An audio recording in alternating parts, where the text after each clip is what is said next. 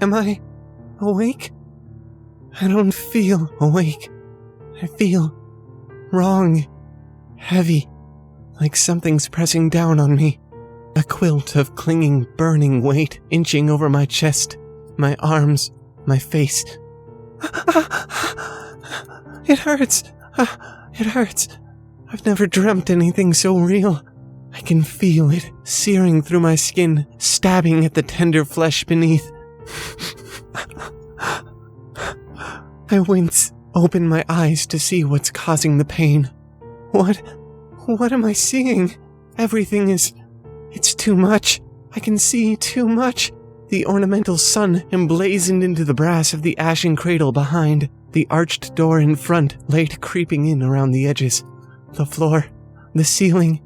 My vision is a tapestry of shifting images, patches of blurred sight, all flitting around a single pinhole of clarity. It's as if a dozen other eyes have opened up inside my head, and only one of them belongs to me. This isn't real. Some trick of darkness and exhaustion. I've only woken up, and my eyes have yet to adjust. That's all this is. I tried to rub at my eyes with my hands, perhaps clear away this wrongness, but instead of bending my arm and stretching out my fingers, I feel something else, a sensation I've never experienced before. Sinuous appendages that shouldn't belong to me lash out from all over my body, whipping wildly, painfully at the brick walls and floor and stirring up ash from the cradle into the air. What is this? What's happened to me? I try to calm the thrashing limbs, to collect myself. My body won't listen. My body? These thrashing tendrils, this too-wide vision? No. It's some kind of fever delusion, or... This is not me. I feel the blanket of heat creeping across my face. It's already claimed my nose and mouth. Am I even breathing? I can't tell. I try to call out. I want wet Nurse Hild to rush in through the door and wake me from this nightmare, tell me that everything is going to be okay. My voice sounds from someplace other than my mouth, but not my voice. No. A hideous cacophony of pained, barely human sounds, all crying out in unison. Together they strain at the form of the word. Hild! Hild! I wait, alone in the dark with this thing that I refuse to believe is my body. No one comes. I tell myself that this is only a moment, a passing affliction, something that could be undone if only someone would fix me. Wet Nurse Hild, the Quietus, a Frailwright, they'd know what to do. Any of them. I close my many eyes. As the long seconds crawl by, as the heat permeates deeper into me, swallowing up what remains of myself, I grasp desperately at the strands of my memory. There has to be some sense in this madness, some reason. In the darkness behind my eyelids, I see myself, my real self, standing before the ashen cradle. And there's something inside, something that the Lady Wet Nurse has been keeping from us. But those trembling hands reaching into the cradle, are they really mine? I remember the way that they touched the slick black surface of the thing resting inside. I recall the trepidation, the fear that at any moment I might be discovered, defying the word of the Lady Wet Nurse. Those are my memories. I know they are. But how then do I also remember these rough, work-worn hands pounding on the wood of the church door? Why do I remember both the days of training as a nursemaid of the nascent and the years spent hewing stone for those fanatics and the palaces that they call church houses? Are these memories mine as well? I suppose they must be. A stonewright. Yes, a holy mason for the All-Child, they called me. I remember. 13 years I wasted, building a better world for a god that never came. If I could take them all back, I would. Maybe then I'd still have my wife, my girl. Emma, sweet, stupid girl, thought I raised you smarter than this, to let them steal you away and spoil your little mind with their poison. Could be you aren't the sharp-toothed pup I tried to raise, or perhaps you are, and this is your way of showing me. I might have run myself, were I in your position. A father isn't supposed to be a jailer, but what else is there to do when the world is so full of liars and thieves? All these pious nurses and builders, they'd steal the sun from the sky if it would make them feel any better about their misguided faith. I'd rather they did. Better that than all the children they've lured into their fantasies. Suppose this is how they fill the holes in their souls. Must know their precious child God isn't coming after all. I shouldn't blame you, Emma. Shouldn't forget that I was once young and naive and in love with their stories. You're only a girl, and they do make such lovely promises. I beat my fist against the church door, shouting for them to let me in. I can hear them shuffling about inside, murmuring. One of them tells me that the hour is late, and to come back in the morning when the font is open for worship.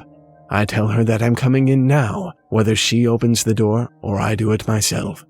When she doesn't respond, I put my shoulder to the crack between the double doors and push. Spent years putting these buildings together. Perhaps they don't know it, but as tall and thick as they are, these doors aren't made to do anything more than look pretty while they keep out the cold. The locks creak and bend as the doors buckle inward. I give them another push, and this time they pull free from the wood, spraying splinters into the foyer as the doors swing open. I stumble inside with the force of my momentum, almost barrel into the nursemaids who have flocked around the door. They stare at me from behind their veils, all of them looking very confused, frightened, some of them. The thought of what they're seeing, this large, bearded bear of a blasphemer, storming into their church in the middle of the night, roaring for his daughter, it fills me with a sick joy.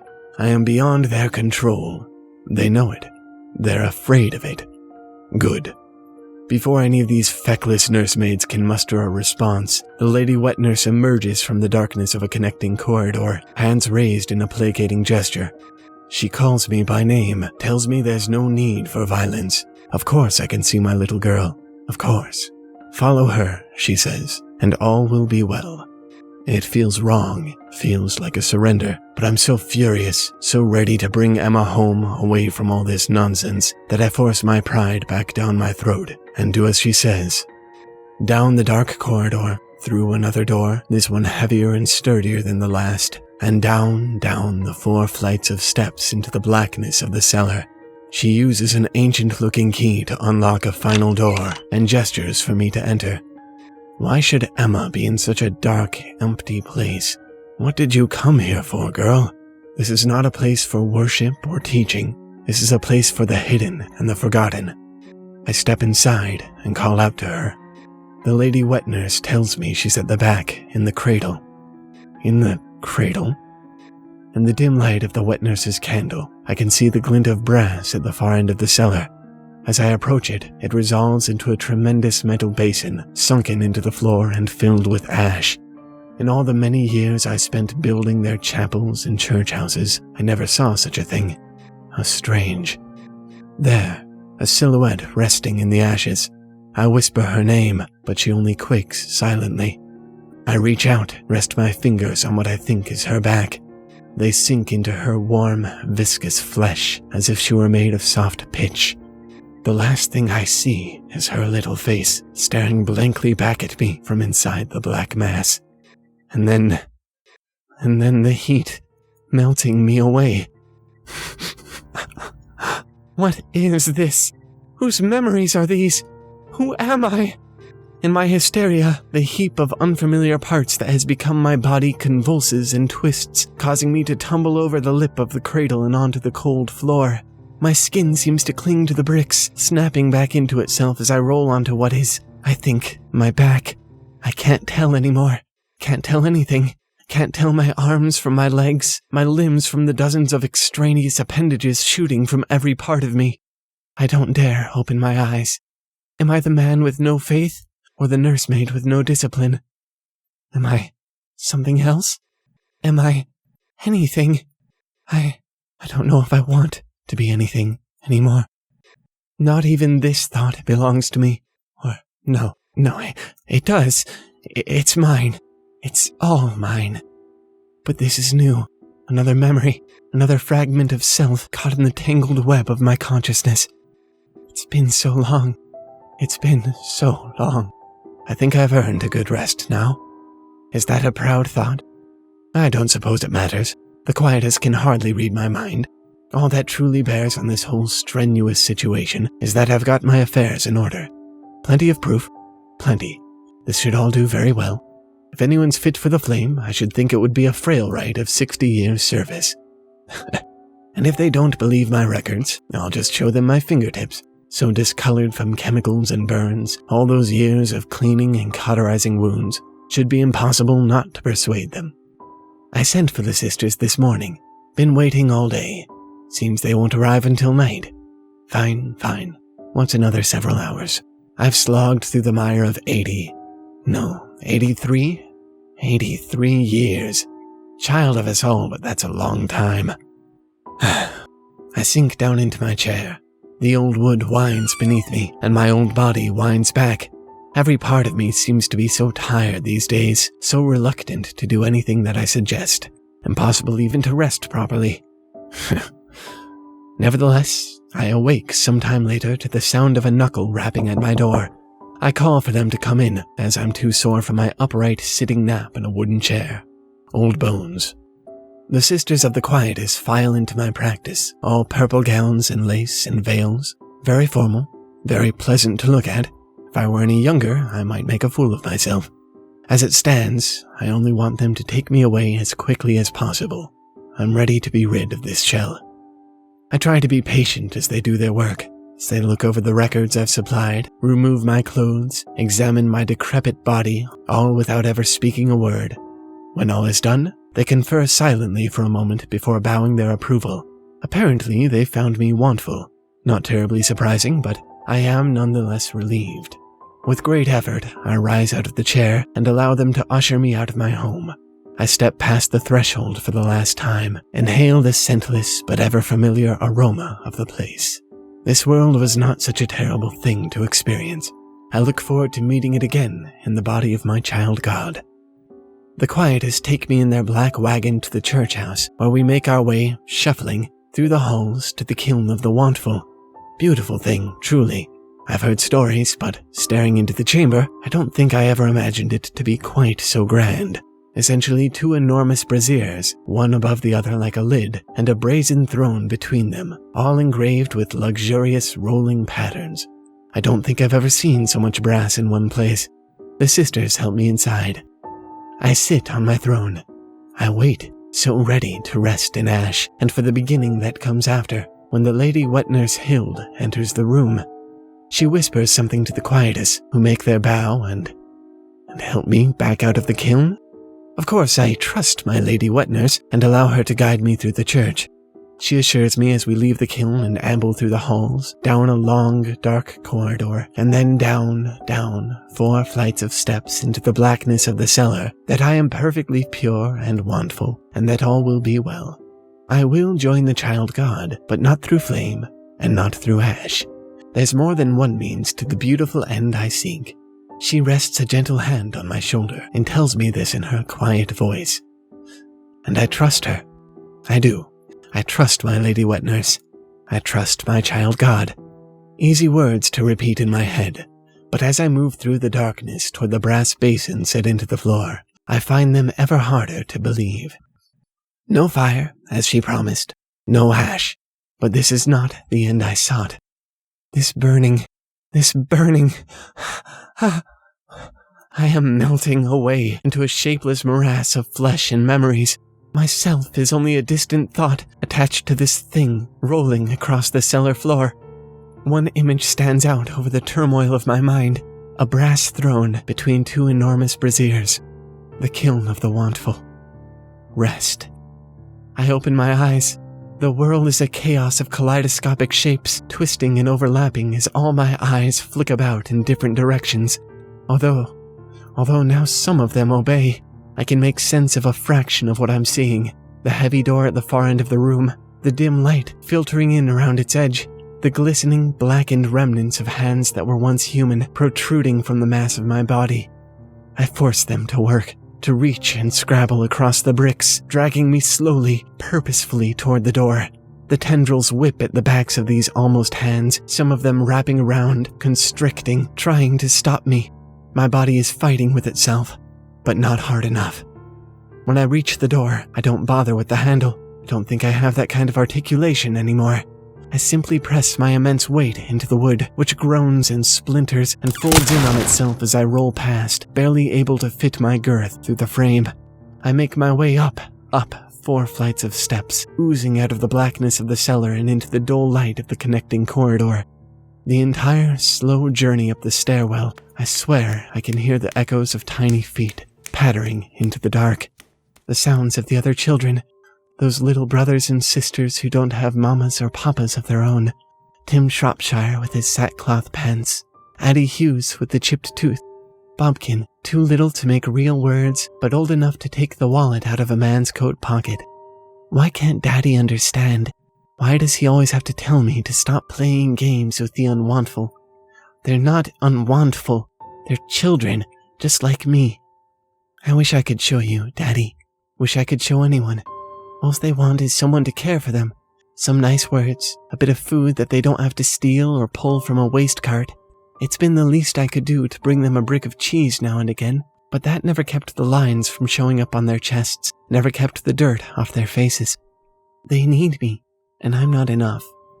I don't know what we'd have done without the lady wet nurse. She's been a mother to us all, sneaking the other children into the big church to keep the rain off, giving them proper meals, all the water they could want, teaching us the faith of the nascent. It's especially good of her now that Daddy's keeping me in my room all day. If he weren't so scared of the church, I would try to go and visit them in the cellar. But I think if Daddy doesn't hear me creeping through the door, one night can't hurt. It's just one night, one little visit. I pack a sack full of whatever treats I can find around the flat. A pint of milk, half a brick of cheese like always. Oh, and something very nice, a bit of honey and bread. I think they'll like this very much.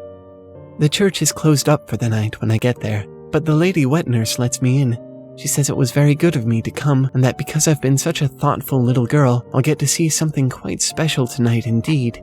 I've not seen any of the children she's taken in since they've gone to the cellar. Just that would make me so happy. To see Bobkin's little smiling face, plump from the care the lady wet nurse has given him, would make all my work worthwhile. And even though it is a little silly, I do also like the thought of a little reward for all the things I've been doing for the other children. I try to imagine what she could possibly be planning for me as she takes my hand in hers. We walk together through a dark corridor, down 4 flights of steps, and into the blackness of the cellar. It's scary at first.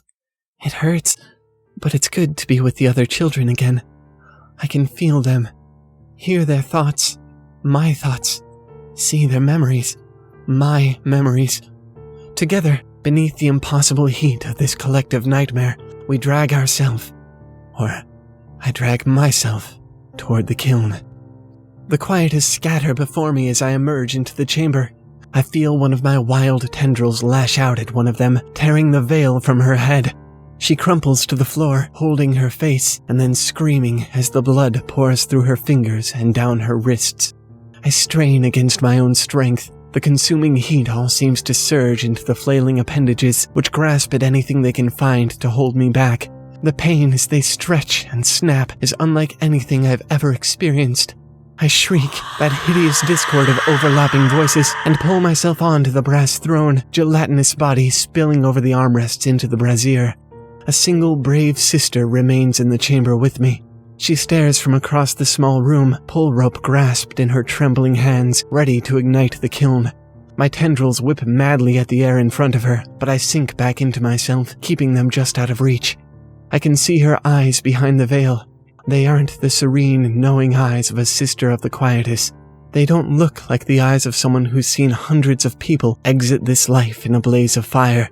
These eyes are afraid, horrified, confused. I know them. I've seen these eyes before.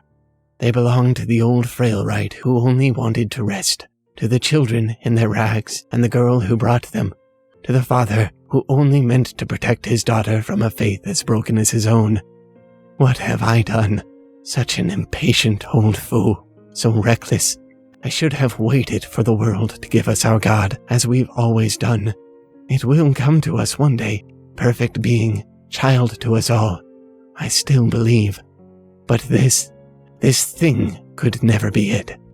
I watch the creature turning over in the ashen cradle, the shapes of those consumed barely visible beneath its dark, tumescent skin. It makes me sick. The ashes of our dead cling to its sticky hide, ashes that were meant one day to become the flesh of divinity, born anew, now bedding for the pet of a sorceress. All because one old woman wouldn't wait. I wish I'd burned the occult tomes I used to bring this monstrosity into the world sooner. Even more, I wish I'd have trusted my faith. A god cannot be made. I should have known. I am not fit for the mantle of wet nurse, not fit even for the gift of the quietus. Very well. I lock the cellar door and return to the cradle.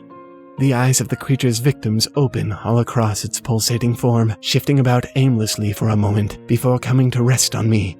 I brush my fingertips against one of its drooping, cord-like tendrils, as if to comfort all those it's claimed. As the dark flesh melts with mine, as the unholy heat of our fusion washes over my fingertips, my hands, I close my eyes and welcome the end. This heat, come to burn away this profane witch, the flame of the kiln, to cleanse the world of the stain that I've become. The braziers close shut around me. The burners spark to life. Before the roar of the flame and the emptiness beyond, I feel that crawling heat, the part of me that was never meant to be, grow cold.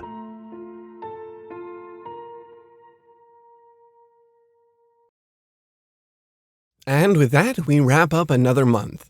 That story, it was a weird one for sure. Maybe even weirder than the one we came up with for Weird Fiction Month. But there's a good reason. You might have noticed that there were a lot of vague mentions about aspects of the setting and the characters that never really got explanations. What we were trying to do was create a bunch of narrative dots for you to connect as an audience. That confluent narrative thing we've been going on about all month. So your challenge for this story is to interpret what's going on and why. Let us know what you come up with in the comments. Don't be afraid to don those tinfoil hats. Anyway, that does it for Dark Souls month, which is kind of a shame because the Dark Souls community is amazing. Seriously, we've never seen so much dedication to the interpretation and expansion of a piece of fiction. Well done, Souls people. If only we could be so grossly innovative. As always, thanks for watching and keep making stuff up. We'll see you next month. Bye!